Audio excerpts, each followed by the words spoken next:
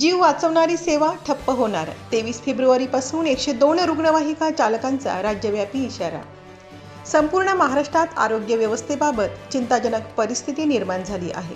102 रुग्णवाहिका सेवांमधील चालकांनी 23 फेब्रुवारी 2020 पासून बेमुदत बंदची हाक दिली आहे। कायमस्वरूपी भरती, पीएफ सारख्या सुविधा, पेन्शन योजना आणि मानधनवाढ या प्रमुख मागण्यांसाठी हे आंदोलन छेडण्यात येत आहे। राज्यभरातील चालकांनी एकत्र येत सरकारचे लक्ष वेधण्याचा निर्धार केला आहे। आम्ही रुग्णांचे जीव वाचवतो, पण आमच्या भविष्याची हमी कोण देणार, असा सवाल आंदोलनकर्ते उपस्थित करत आहेत। ही बंदला जळगाव तालुक्यातील रुग्णवाहिका चालकांनीही जाहीर पाठिंबा दिला आहे।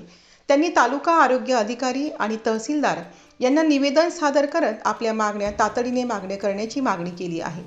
दरम्यान या बंदमुळे अपघात, हृदयविकाराचे झटके, प्रसूतीसारख्या तातडीच्या रुग्णांना मोठ्या अडचणींचा सामना करावा लागू शकतो। ग्रामीण भागात पर्यायी व्यवस्था नसल्याने परिस्थिती अधिक गंभीर होण्याची शक्यता आहे। आम्हाला जसं म्हणजे सेवेत कायमस्वरूपी सेवेत सरकारने करून यायचं समावेशन।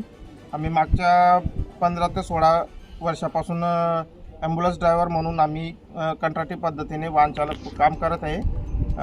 बरेचसे दिवस झाले, पण आता आम्हाला सुद्धा पोटपाणी आहे, घरदार आहे, सगळ्या गोष्टी आम्हाला त्या कमी मानधनामुळे आमचं पोट भागत नाही, घरच्यांचे पोट भागत नाही। त्यासाठी आम्ही सरकारला एवढंच विनंती करतो की आम्हाला सरकारी याच्यात समावेशन करून घेणे हीच मागणी आमची।